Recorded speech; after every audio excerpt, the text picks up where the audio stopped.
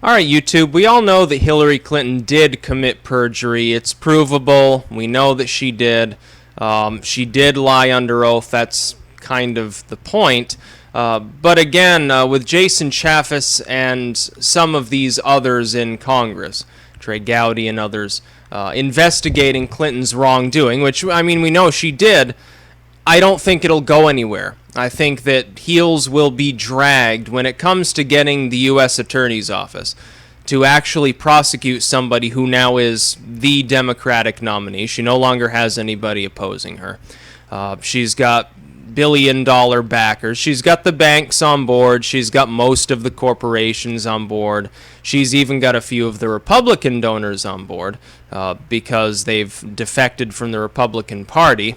So much for Trump being the one that was secretly not a partisan, I suppose.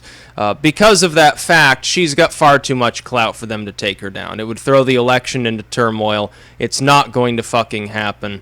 Much as we would like to see justice served, a Clinton finally serve a day for doing something wrong. The Clintons have had people killed before and not gotten into any trouble. They know how to cover their tracks. If they can't get it accomplished with a political ally, they'll get it accomplished with a corporate ally. If the corporate ally can't help them, they'll get a banker to do it for them.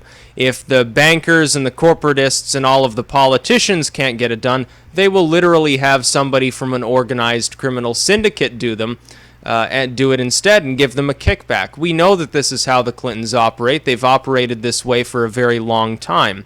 So the idea that Hillary Clinton doesn't have enough allies on Capitol Hill, even if the Clintons are slowly being eroded away in favor of a new wave of Democratic Party sentiment, the idea that they don't have enough old guard 90s era Democrats there and 80s era Democrats, which is what they are, there to defend them against a perjury charge, I think is ludicrous. Quite clearly, she's guilty of perjury. But it was also clear she was fundamentally, completely, and utterly guilty of attempting to mislead the FBI, of sending classified emails, of receiving classified emails, and I don't mean just confidential. I don't mean, oh yeah, this contains someone's social security number, so it's been marked as confidential. I mean top secret emails she was sending and receiving on a private server. The FBI knows this. The FBI's director admitted that she did this, and she still did not get in trouble for it. You try doing that. You set up your own private email server, get a hold of some top secret classified material, send and receive it a few times, and see if you don't get a knock on the door. Let's see if you even survive to go to trial, or if they just drag you off to Gitmo and summarily execute you. So that's the point. The Clintons, they will escape justice for this as well. But, again, with each successive investigation, and they may not even begin an investigation into this, it's entirely up to the U.S. Attorney General. If they begin an investigation, it will further erode people's confidence in her trustworthiness. That is the golden rule of the current political campaign. It's about public perception far more than it is about any objective reality. And I think the lines between the two are not entirely clear.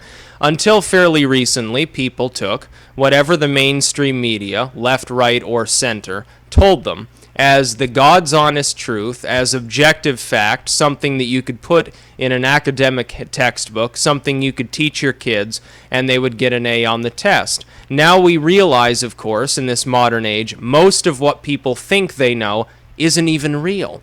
Now, there are plenty of goofy partisans that will vote for whoever has a D or an R or any other letter that they happen to favor after their name. They are low information voters. They do not care about issues. The only reason that a lot of people are even voting for Hillary Clinton right now is because she has a D after her name or because her surname happens to be Clinton. That much is clear. But there is a sizable minority of her supporters who are not partisans.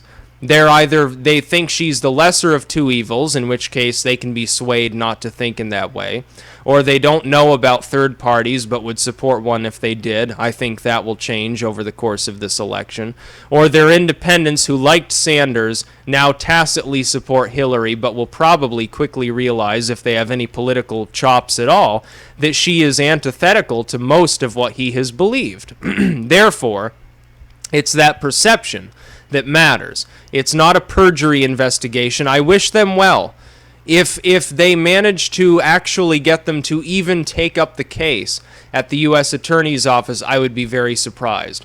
But if they do, I will be very pleasantly surprised. It won't be an unpleasant shock to me. It would be nice to see Hillary finally face the sweet justice of being told, yeah, you did something wrong. Yeah, you're a criminal. By the way, we've known you were a criminal since the 1970s, because clearly she and her husband are. They are criminals.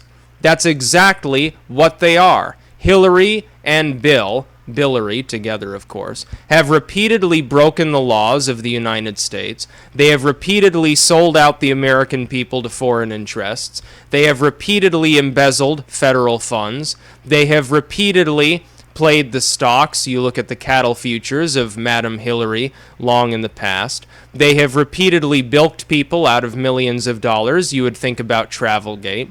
They have repeatedly covered up evidence in investigations. You would think of Filegate or what's going on now. They've done this over and over and over. Only the fact that Bill happened to be president long enough to put people in positions of power to exonerate them of future wrongdoing, that is literally the only reason that they've gotten off. It's the only reason they're not in jail cells right now. Now, do I think that they will ever see the inside of a jail cell? No. I think that Hillary Clinton could quite literally stab somebody, and the police would very quickly rule it to be self-defense. Whether it was or not wouldn't even matter. You could have cell phone video of her running up to a person and stabbing them in the neck. Somehow she would probably still escape justice. But it's about perception. The fact that people know that she buys politicians off, that she's backed by mega corporations and banks while claiming she wants to crack down on them, may have worked in the pre-internet era. But it doesn't work now. And that's the one saving grace of the fact that people are, because they're getting their information largely now from the internet, they're getting duped by Alex Jones and all these other charlatans online, but at the very least they understand the mainstream media is corrupt, the corporate media is corrupt, even if they trust a smaller corporation's own media outlet in many cases. They realize the Clintons are corrupt. When this election first started, the ethos of so many people, I'm not talking about just independents, but a plurality of Republicans and Democrats said no more Bushes, no more Clintons. We will not support them. We won't vote them into office. The Bushes were already taken care of fairly early on. Jeb was the front runner for a month. He crashed and burned in such a spectacular fashion that it's difficult to envision that he even still has the wherewithal to make a media appearance. So the Bushes are taken care of. There's no chance they're going to get back into office. Jeb will be an old man by the time the next election rolls around anyway, if whoever gets elected next serves a second term. But we've got a Clinton who has been nominated. It's now our duty, under that same ethos, if we opposed Bushes and Clintons, to continue to oppose Hillary. You can't just give up and say, well, the Bushes were stopped, yay. Oh, but yeah, Sanders dropped out and endorsed Hillary, so now I'm going to shill for Hill. I'm sorry, that's just not the way it works. Nothing in the world could convince me to vote for Madam Pantsuits. Nothing in the world could convince me that it's a good idea to put her back in the White House where she's already been. Nothing in the world could possibly convince me that she's honest. It's impossible. I know that she's not. I'm not an idiot. You can lie to me all day, but I'm still going to know that you're a liar. I'm not going to take that nonsense seriously. Everything that comes out of her mouth is a lie. When she says, yeah, we're going to take care of these student loans, bullshit. Complete and utter bullshit. She will do absolutely nothing if elected. That is a guarantee. It's like Obama when he said he would close Gitmo. I find it very funny that I get called a right-winger by some of these partisan Democrats. My original hesitance about Obama first term was he didn't fulfill his campaign promises. I wanted Gitmo closed. I sided with people like Sanders and other Democrats. I wanted to see it closed. I don't agree with the Republicans on the issue, but he never closed it. I wanted to see us draw back in Afghanistan. All of a sudden, I find out we're putting more troops back over there because, the situation's too rocky. We're going to need a few thousand more men over there. I wanted to get out of Iraq. We're still there. All of a sudden, we find ourselves also entangled in Libya and affairs in Egypt, certainly Syria at this point, as well as constantly fumbling around trying to find our balls dealing with Iran. It's insane. My opposition to Obama came primarily because I agreed with his non-interventionist creed when running for office. But once he got into office, he was no longer a non-interventionist. Why should I think that Hillary will be any different? She's a long-time sort of Obama-esque individual who just happens to be arguably further right than Obama. When Bernie Sanders fans say, oh, well, she's basically just a Republican anyways, they're right. The Democratic Party and the Republican Party are so close together that any establishment candidate within them is basically identical. I said it months and months ago. Hillary's basically like Romney was in 2012. What's the fucking point of voting between these idiots? You can go with Trump populism, or you can write in Bernie Sanders' name, or you can vote for a third party. But if you're supporting Hillary Clinton, you are essentially arguing for a continuation of 16 years of the same failed, abysmal abortion of a policy that we've had since George W. Bush. Obama is just Bush with a D after his name.